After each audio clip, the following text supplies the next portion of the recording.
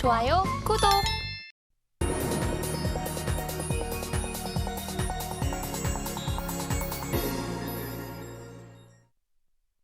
화요일 아침 8시 반입니다. 매일 아침 8시 반 저희 서울경제TV에서 센티멘털 대 펀더멘털 매일 두 종목 말씀드리고 있습니다. 오늘도 시작을 하겠습니다.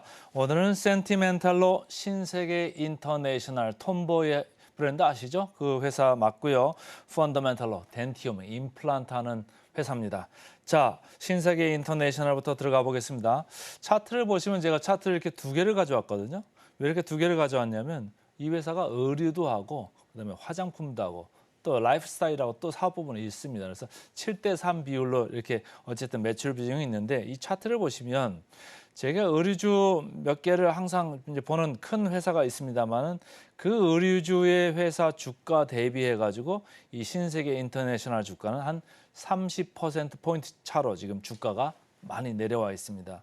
이쪽에 오른쪽에 화장품주로 보셔도 이 화장품주는 연초 대비해서 많이 올랐죠. 거의 한 180%가 있으니까 한 80% 이렇게 오른 건데 이 회사는 70까지 내려왔으니까 마이너스 30%니까 이 차가 한 110%포인트 차 이렇게 차이가 납니다. 그러니까 주가가 많이 밀려 내려왔죠. 그래서 이 오늘 말씀드리는 두 회사의 공통점이 뭐냐면 낙폭과대주입니다. 낙폭과대주 떨어지는 것도 날개가 있죠. 그래서 제 레이더에 걸렸다 이렇게 보시면 되고요.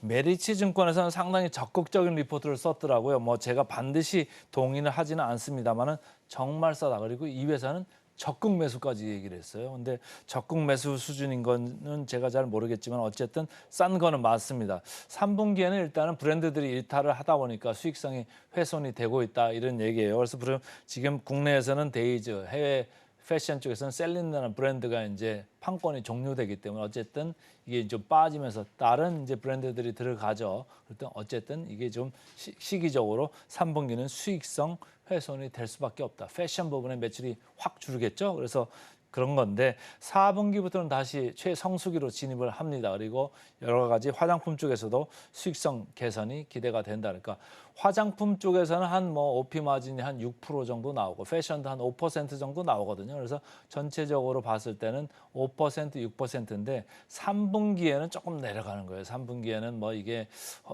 패션 쪽에서 한 2%, 화장품 쪽에서 한 4%이 정도까지도 많이 내려가는 일시적인 이런 영향이 이제는 저점을 통과하는 구간이다 이렇게 보셔도 좋을 것 같다 이런 얘기입니다. 그리고 이렇게 브랜드가 이렇게 빠지고 들어가고 빠지고 나오고 이렇게 하는 거는 뭐 일상적인 거잖아요. 그러니까 브랜드가 다각화되는 쪽으로 가는 거는 맞다. 다만 일시적으로 뭐 그 판권이 철수하는 경우도 있기 때문에 계속적으로 좀 주시해 봐야 된다 이런 얘기고 인기 브랜드는 계속해서 지속적으로 추가할 거다 이런 얘기예요.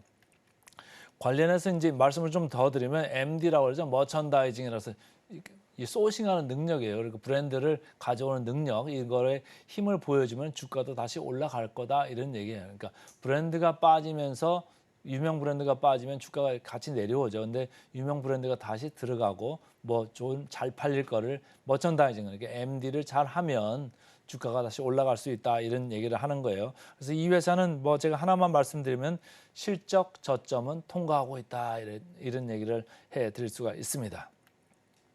차트 보겠습니다. 주가가 많이 밀려 내려왔죠. 9월 달부터 쭉 이렇게 밀려 내려왔는데 어제 이제 하루 좀 다른 변화가 있었습니다. 뭐냐면은 외국인들이 기관이 계속 여기서 지금 번갈아 사면서 조금씩 변화가 되고 있어요. 개인들이 계속 던지는 거죠. 개인들이 지금 주가 하락을 견디지 못하고 던지는 사이에 기관하고 외국인은 계속 번갈아면서 사고 있습니다. 자, 이 역사적 밸류밴드로 보시면 뭐 PER로 보셔도 그렇고 PBR로 보셔도 그렇고 둘 다 상당히 지금 저점 수준에 와 있는 게 맞습니다. 그래서 상당히 낮다 이렇게 보는데 의류주, 화장품주 제가 두 가지로 좀 나눠서 봤어요. 조금 이제 복잡해 보입니다만 간단히 보시면 의류주로 봤을 때는 한 중간 정도는 한다 이런 얘기예요. 의류주가 기본적으로 가치주 영역에 있지 않습니까? 그러니까 우리 시장이 PER이 한 10배, 11배 이 수준에 있습니다만은 그거보다는 항상 저평가 받고 있는 이쪽 영역이죠. 그래서 제가 얼마 전에 영업무역 말씀드렸습니다. 4배 정도 말씀드렸고 한세실업도 최근에 분위기 좋았습니다만은 6배 중반 수준입니다. 근데 이 회사는 17배에 있으니까 다른 우량주보다는 약간은 높습니다만은 시장보다는 뭐 시장이 한 10배에서 11배니까 한 5배 내외로 조금 낮아 있다 이렇게 이제 읽으시면 되고요. 화장품주 이쪽하고 비교했을 때는 제일 쌉니다. 그러니까 아까 얘기했던 메리츠증권에서 적극 매수할 타이밍이다 이렇게 얘기한 거는 화장품주 기준으로 얘기했을 수도 있습니다. 그래서 코스메카 코리아 제가 언제 말씀드렸죠. 15.7배, CNC 인터내셔널도 최근에 말씀드렸습니다. 15.7배 둘이 같네요. 그러니까 화장품 쪽은 조금 뻗어나가는 감이 있어요. 우리나라 내수뿐만이 아니고 전 세계에 뭐 ODM도 나가고 직접으로도 나가고 중국으로도 나가는 큰 시장을 대상으로 하고 있기 때문에 이쪽 의류주보다는 조금 멀티플을 많이 주는 경향이 있긴 합니다. 근데 어쨌든 이 화장품주를 비교를 했을 때는 신세계 인터내셔널 7.1배니까 상당히 싸잖아요. 그러니까 상당히 이렇게 화장품주로 봤을 때는 낮다 이렇게 보셔도 되겠습니다.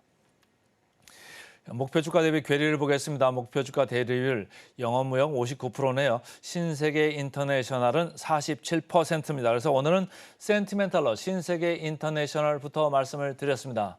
이제 펀더멘탈로 가보겠습니다. 펀더멘탈 똑같이 낙폭 과대주인데요. 아까 말씀드린 덴티움 말씀드리겠습니다.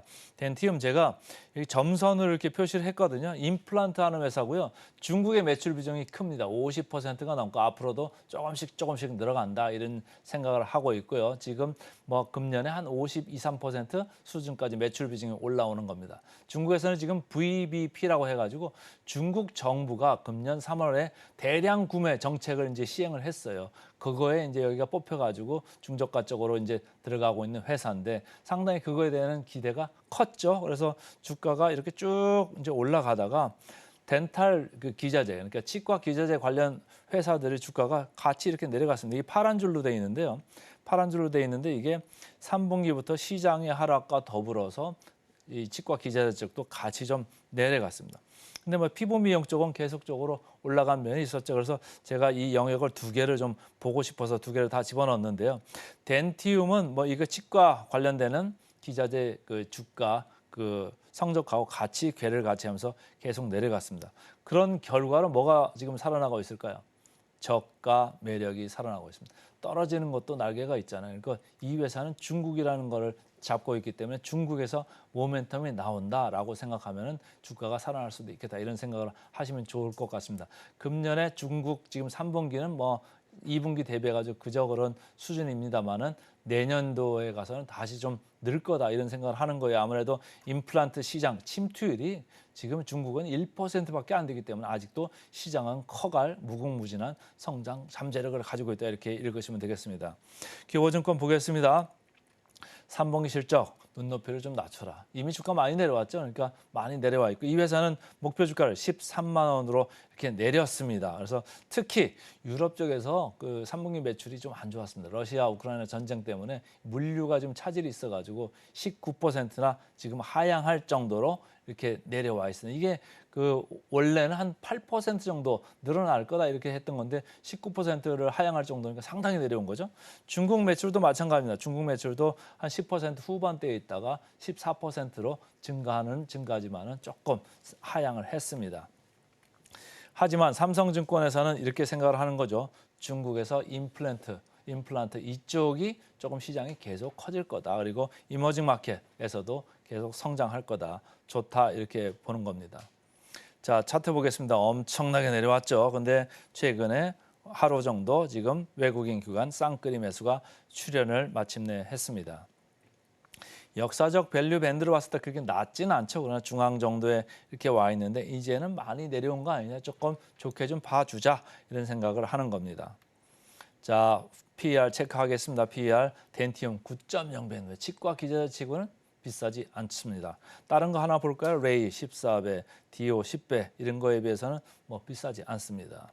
자, 마지막으로 목표 주가 대비 괴리를 보겠습니다. 덴티움 68% 정도 남아 있습니다. 그래서 오늘은 센티멘탈로 신세계 인터내셔널, 펀더멘탈로 덴티움 두 종목 말씀드렸습니다.